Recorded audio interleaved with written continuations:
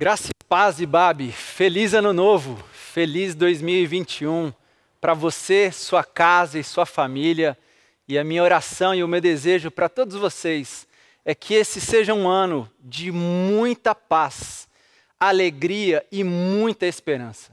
Que mais uma vez nesse novo ano nós possamos encontrar e ser encontrados pelo Senhor que sempre está conosco. Sempre nos abençoa, sempre nos conduz e sempre nos sustenta em todo o tempo. Um feliz ano novo, feliz 2021 para você, para sua casa e para sua família. E hoje eu tenho a alegria e o privilégio de repartir, de partilhar um texto das Escrituras com você nesse primeiro domingo de 2021. E por isso eu quero convidar você a abrir a sua Bíblia, abrir as Escrituras, no livro de Neemias.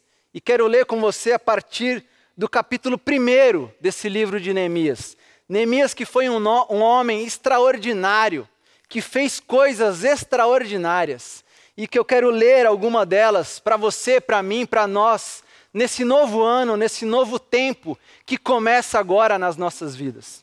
Livro de Neemias, capítulo 1, eu leio a partir do versículo 1, onde o texto das Escrituras nos diz o seguinte: Palavras de Neemias, filho de Racalias. No mês de Quisleu, no 20º ano, enquanto eu estava na cidade de Suzã, Hanani, um dos meus irmãos, veio de Judá com alguns outros homens. E eu lhes perguntei acerca dos judeus que restaram, os sobreviventes do cativeiro, e também sobre Jerusalém. E eles me responderam: aqueles que sobreviveram ao cativeiro e estão lá na província, passam por grande sofrimento e humilhação. O muro de Jerusalém foi derrubado e suas portas foram destruídas pelo fogo. Quando ouvi essas coisas, sentei-me e chorei. Passei dias lamentando-me, jejuando e orando ao Deus dos céus. Então eu disse: Senhor, Deus dos céus, Deus grande e temível, fiel à aliança e misericordioso com os que te amam e obedecem aos teus mandamentos. Que os teus ouvidos estejam atentos e os teus olhos estejam abertos para a oração que o teu servo está fazendo diante de ti, dia e noite, em favor de teus servos, o povo de Israel. Confesso os pecados que nós, os israelitas, temos cometido contra ti. Sim, eu e meu povo temos pecado. Agimos de forma corrupta e vergonhosa contra ti. Não temos obedecido aos mandamentos, aos decretos e às leis que deste ao seu servo Moisés. Lembra-te agora do que disseste a Moisés, teu servo. Se vocês forem infiéis, eu os espalharei entre as nações. Mas se voltarem para mim, obedecerem aos meus mandamentos e os puserem em prática, mesmo que vocês estejam espalhados pelos lugares mais distantes debaixo do céu, de lá eu os reunirei e os trarei para o lugar que escolhi para estabelecer o meu nome. Estes são os teus servos, o teu povo. Tu os resgataste com o teu grande poder e com o teu braço forte. Senhor, que os teus ouvidos estejam atentos à oração deste teu servo e à oração dos teus servos que têm prazer em temer o teu nome. Faze com que hoje este teu servo seja bem-sucedido, concedendo-lhe a benevolência deste homem. Nessa época, eu era o copeiro do rei. No mês de Nisã, do 20º ano do rei Artaxerxes, na hora de servir-lhe o vinho, levei-lhe ao rei. Nunca antes eu tinha estado triste na presença dele. Por isso o rei me perguntou: por que o seu rosto parece tão triste, se você não está doente? Essa tristeza só pode ser do coração. Com muito medo, eu disse ao rei: que o rei viva para sempre. Como não estaria triste o meu rosto, se a cidade em que estão sepultados os meus pais está em ruínas e as suas portas foram destruídas pelo fogo? O rei me disse: o que você gostaria de pedir? Então, orei ao Deus dos céus e respondi ao rei: se for do agrado do rei, e se o seu servo puder contar com a sua benevolência, que ele me deixe ir à cidade, onde meus pais estão enterrados, em Judá, para que eu possa reconstruí-la. Que Deus nos abençoe, que Deus continue nos abençoando em mais essa celebração. Amém. Nós vivemos em um mundo que mudou. Mas o mundo não parou de mudar. Nós continuamos em um mundo que não para de mudar. Nós estamos vivendo uma grande e assustadora mudança diante dos nossos olhos. É verdade que nós sempre lidamos com mudanças. É verdade que as nossas vidas sempre mudaram. Mas também é verdade que nós nunca vivemos em uma mudança tão grande, tão assustadora como essa que nós estamos agora. Se você for lembrar das suas últimas passagens de ano, das suas últimas viradas, você vai perceber o quanto nós vivemos uma enorme mudança. Se você lembrar onde você esteve em todos os outros anos, como você estava, com quem você estava, você vai perceber um pouco o como nós estamos vivendo uma enorme e assustadora mudança. Porque tudo mudou, nós mudamos, nós não somos mais o que éramos, nós não estamos mais onde sempre estávamos, nós não temos mais a companhia daqueles e daquelas que estavam conosco. O mundo está mudando, o mundo não apenas mudou, o mundo está em uma grande e assustadora mudança. E a grande pergunta que surge para você e para mim, a grande pergunta que nós estamos fazendo, que nós estamos oferecendo é: quando é que o novo virá? Quando é que chegará esse novo mundo? Quando é que nós receberemos o novo que não chega em momento algum? Quando é que nós teremos? Quando é que nós receberemos? Quando nós estaremos no novo mundo, na nova realidade? Porque o mundo mudou, mas ele não para de mudar. Essa passagem que nós lemos mostra a história de um homem chamado Neemias, um homem com uma história extraordinária. Neemias servia a um rei chamado Artaxerxes. Neemias servia, mas Neemias não era apenas mais um servo, Neemias não era apenas mais um colaborador, Neemias possuía um destaque naquele palácio. Neemias ocupava um lugar de confiança com o rei, porque Neemias naquela época era o copeiro do rei. E como copeiro do rei, ele provava tudo que o rei ia consumir, especialmente o vinho, para entender se não tinha nenhum veneno, nenhuma contaminação, o que fazia de Neemias alguém íntimo do rei. Porque ele transmitia confiança ao rei, ele validava ao rei para tomar, para beber, para comer o que era posto na sua mesa. O que gerava na vida de Neemias um lugar muito confortável, uma relação muito confortável com um dos homens mais poderosos da sua época. Ele vivia no palácio, ele tinha benefícios, ele tinha vantagens, ele tinha segurança naquele lugar que ele ocupava. Mas a história conta que mesmo no palácio, mesmo em segurança, mesmo em uma posição confortável, Neemias não se esqueceu do seu povo. Neemias não se esqueceu dos seus irmãos, das suas irmãs, dos seus amigos, das suas amigas. E certa vez, ele perguntou para um dos seus amigos como eles estavam, como estava a sua cidade, como estava a sua família, como estavam seus irmãos e irmãs. E então, ele recebeu a notícia que eles estavam sofrendo, que eles tinham perdido praticamente tudo, que eles tinham perdido as suas casas, que eles tinham perdido o seu trabalho, que eles tinham perdido amigos e amigas, que eles tinham perdido familiares, que eles tinham perdido a comida, que eles tinham perdido a esperança. Neemias percebe que a sua família, que os seus irmãos, que as suas irmãs perderam tudo e inclusive perderam a sua própria esperança. E o texto diz que quando Neemias ouve, quando Neemias percebe, quando Neemias visualiza o seu povo nessa condição, ele, Neemias, sofre. Ele, Neemias, sofre junto com as suas irmãs e com seus irmãos. Ele não apenas sofre, mas ele chora, ele lamenta por aquilo que estava acontecendo com aquelas pessoas. E é assustador perceber como você e eu estamos vivendo exatamente essa realidade. É assustador perceber e reconhecer como nós nos parecemos com aquele povo em Jerusalém. Porque nós perdemos tudo. Porque nos tiraram já quase tudo. Nós estamos vivendo um tempo de mudanças. Mas essas mudanças estão tirando tudo de nós. Nós estamos vivendo um tempo de vírus. Não apenas um, vários. E eles estão tirando tudo de nós. Nós perdemos muitas vezes as nossas casas, nós perdemos o nosso trabalho, nós perdemos as nossas pessoas queridas, nós perdemos a nossa esperança.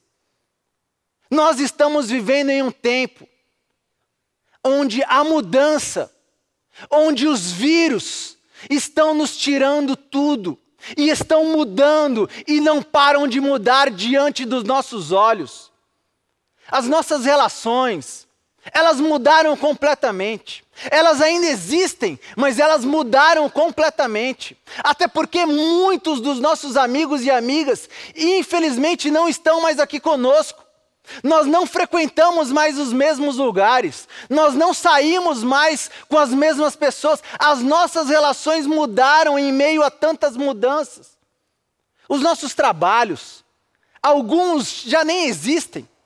Alguns trabalhos que até pouquíssimo tempo atrás existiam, deixaram de existir em meio a tanta mudança. Novas profissões, novos trabalhos surgiram e nós estamos tentando entender como viver em meio a tudo isso. As nossas comunidades de fé mudaram completamente. Porque até então, nós nos reuníamos em um lugar e nós estávamos em um ajuntamento com um presencial, mas não é mais possível, ou pelo menos não deveria ser mais possível. Nós estamos vivendo algo que nós nunca tínhamos vivido com essa intensidade, uma realidade apenas e tão somente virtual, real, mas virtual. As nossas famílias estão mudando, as nossas famílias já mudaram. Você mudou, eu mudei. Tudo está mudando o tempo todo diante dos nossos olhos. Se você for lembrar quem você era há um ano atrás, no início de 2020, você vai reconhecer, você vai perceber o como você mudou. Talvez você não tenha notado, mas nós estamos mudando o tempo todo e a mudança não para de acontecer e nós estamos nos perguntando quando esse novo virá, quando nós vamos receber uma nova realidade, quando vão nos entregar uma nova vida. Mas lendo esse texto, eu percebo como Neemias nos oferece um caminho de esperança. Lendo esse texto, eu percebo como nós podemos encontrar um caminho de reconstrução, de esperança, mas de reconstrução. Porque o texto diz que Neemias estava no seu local de trabalho, e ali ele recebe a notícia dos seus irmãos e das suas irmãs, que estavam sofrendo, que tinham perdido tudo, que tinham arrancado tudo deles. E ao receber essa notícia, Neemias sofre. Neemias chora, Neemias se lamenta, porque Neemias nos lembra, Neemias nos ensina que ninguém precisa sofrer sozinho, ninguém morre sozinho. Neemias nos ensina e nos lembra que quando um de nós sofre, todos nós sofremos, que não importa o lugar onde nós estamos, não existe nenhum lugar capaz de arrancar de nós a sensibilidade, a compaixão e a empatia. Neemias nos lembra e nos ensina que nós podemos estar em qualquer palácio, distante de todos e todas as nossas queridas pessoas, mas mesmo lá nós podemos e devemos sofrer com os nossos irmãos, porque quando um de nós sofre, todos nós sofremos. Quando um de nós morre, todos nós morremos um pouco. Nós já morremos no Brasil mais de 200.000 vezes. E Neemias vem nos lembrar que é impossível viver insensível, em meio à dor, em meio ao sofrimento, em meio a uma grande mudança. Neemias vem nos trazer para o lugar da dor, do sofrimento, do choro, porque é nesse lugar aonde nós estamos, assim como Neemias estava.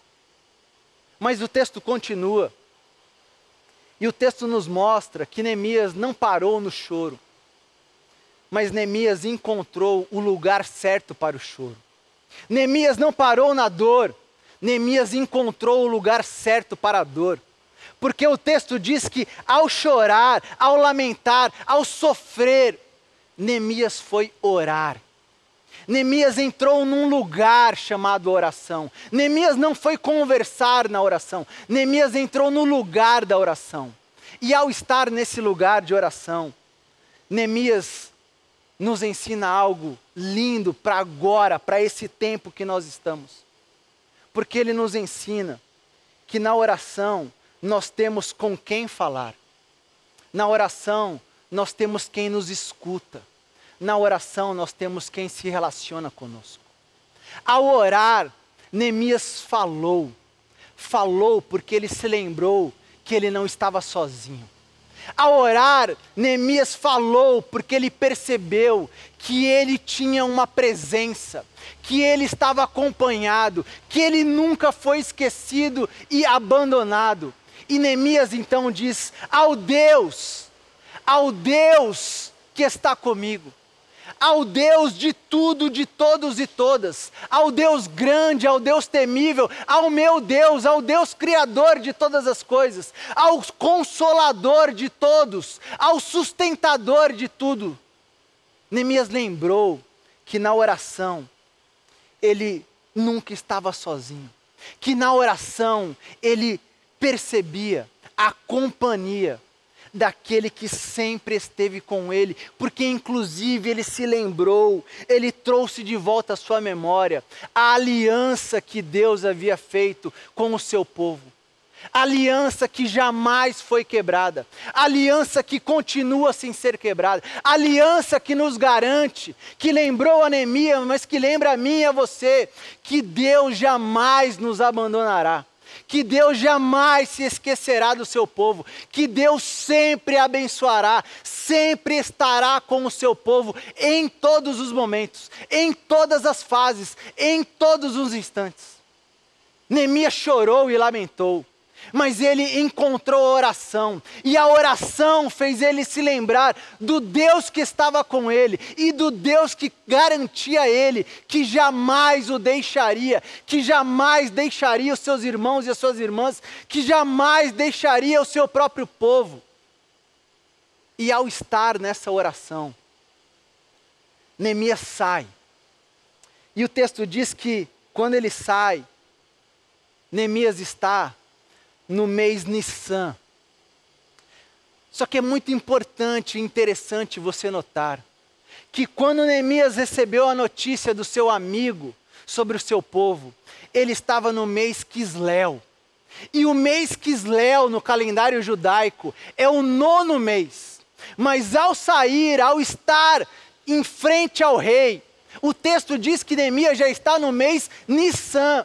E o mês Nissan no calendário judaico é o primeiro mês de um novo ciclo. É o primeiro mês de uma nova fase. É o primeiro mês de uma mudança. E quando Neemias sai da oração com o Deus que sempre esteve com ele e que estava com ele, Neemias percebe que era a hora de reconstruir. Neemias percebe que era hora de recomeçar. Neemias percebe que era hora de refazer a vida. Reconstruir a vida dos seus irmãos e das suas irmãs. Reconstruir a vida do seu próprio povo. Mas também é importante você se lembrar e perceber que Neemias não voltou para Jerusalém apenas e tão somente para reconstruir os muros de Jerusalém. Isso Neemias fez em 52 dias. Mas Neemias voltou especialmente para reconstruir os sonhos daquelas pessoas, para reconstruir a relação daquelas pessoas, para reconstruir o coração, a alma daquelas pessoas, para reconstruir a vida daquelas pessoas. E nós estamos vivendo em um tempo agora, que pode se tornar o tempo da reconstrução nas nossas vidas. Não reconstruir os muros, até porque nós nem precisamos, mas reconstruir os nossos sonhos, reconstruir o nosso coração, reconstruir as nossas famílias, reconstruir as nossas relações, reconstruir a nossa alma. Nós estamos começando um novo ciclo, nós estamos começando uma nova fase, e esse ciclo e essa fase pode se tornar para você e para mim o ciclo e a fase da reconstrução. Porque muitos sonhos foram destruídos, mas acredite, minha irmã e meu irmão, eles podem ser reconstruídos. Muitas relações ficaram pelo caminho, mas não duvide que elas podem recomeçar. Muitos casamentos, muitas famílias se quebraram, mas não duvide que eles podem ser restaurados. Porque o Senhor da reconstrução continua comigo e com você. O Senhor do recomeço, que estava com Neemias lá naquele tempo.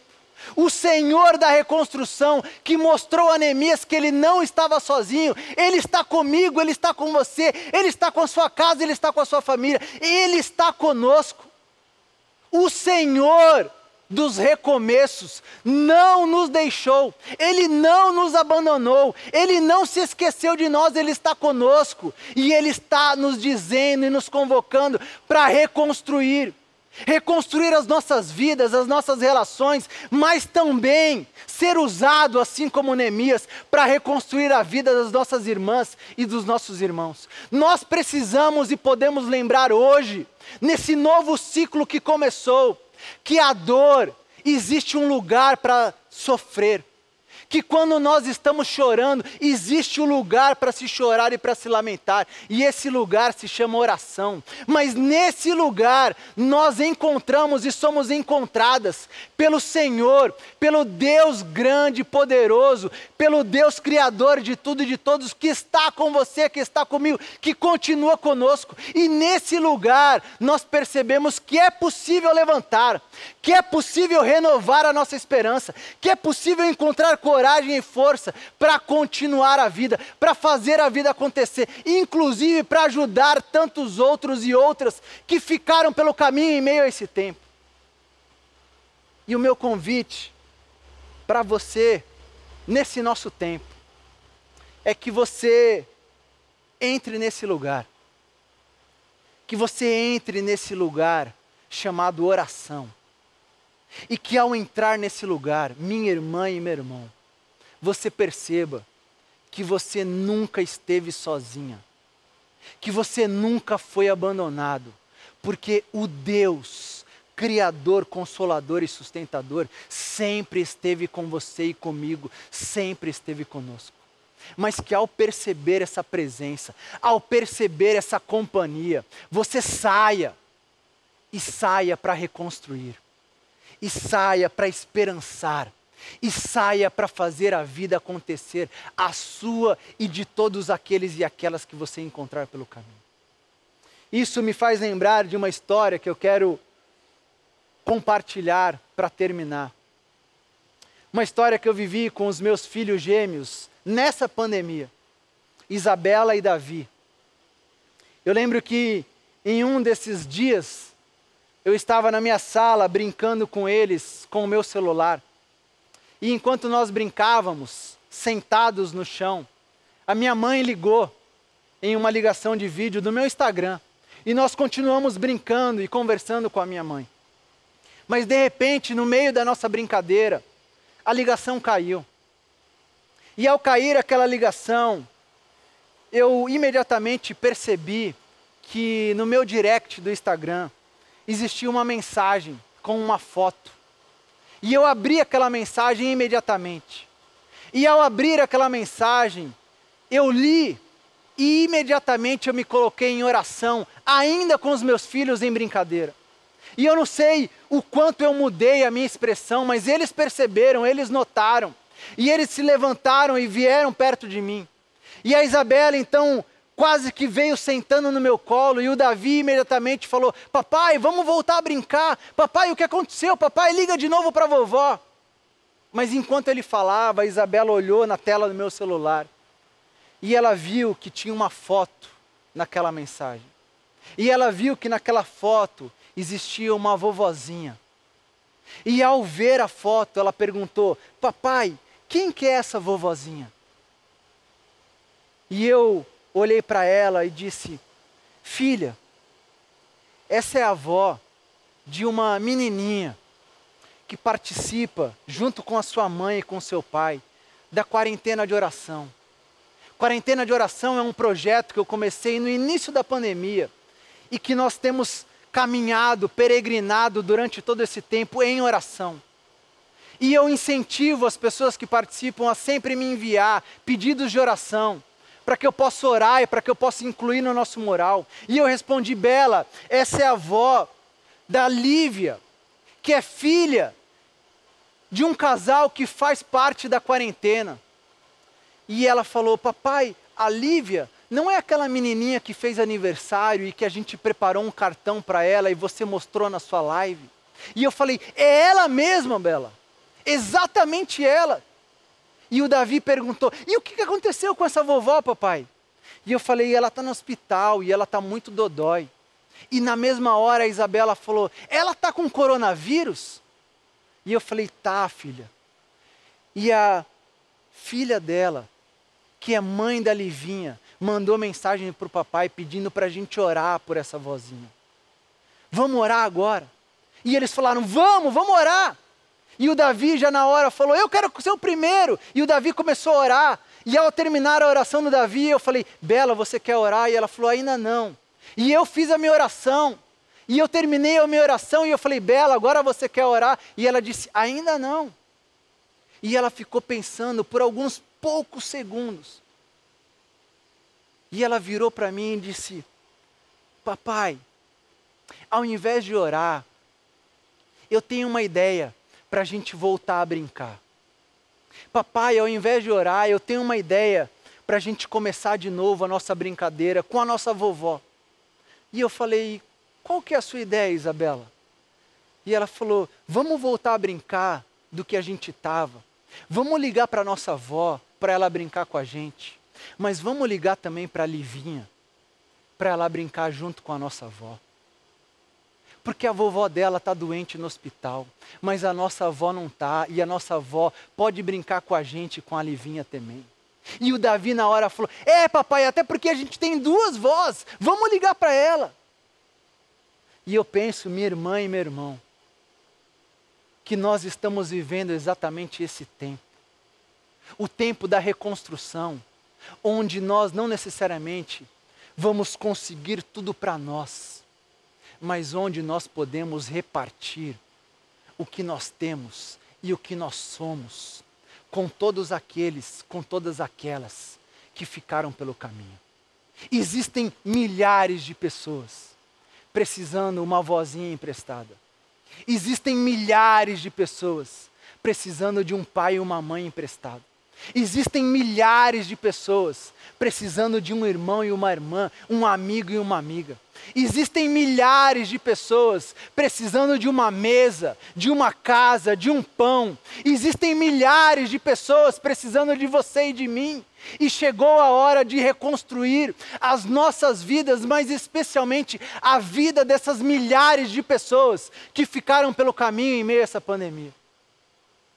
E a minha oração por você e por mim é que nós possamos andar e viver nesse novo ano, mas andar e viver em um ano de reconstrução, em um ano de recomeço. Que você ore na sua casa, que você ore com a sua casa, com a sua família, pedindo: Senhor, dá-me coragem para reconstruir. Senhor, me dá força para recomeçar. Senhor, me dá ânimo para esperançar de novo. Mas Senhor, me faça enxergar quem são aqueles e aquelas que estão no meu caminho. Quem são aqueles e aquelas que eu preciso ajudar a reconstruir a vida. Quem são aqueles e aquelas que vão perceber que existe um Deus grande e poderoso, que existe um Deus de tudo, de todos e de todas, que existe um Deus criador, sustentador e consolador, que continua disponível para todos nós, que continua disponível para você, para mim, mas que também continua disponível para todos e todas que desejarem o encontrar. Que você viva esse ano como o ano da reconstrução. Que você viva esse ano como o ano do recomeço na sua vida, mas na vida de todos aqueles e aquelas que estiverem pelo seu caminho. Que Deus te abençoe. Que Deus abençoe a sua casa e a sua família. Que Deus nos abençoe e que Deus possa expandir e alargar o nosso caminho, para que possamos reconstruir e recomeçar as nossas vidas e a vida de tantos outros, de tantas outras que já estão no nosso caminho. Deus abençoe você e Deus nos abençoe. Amém.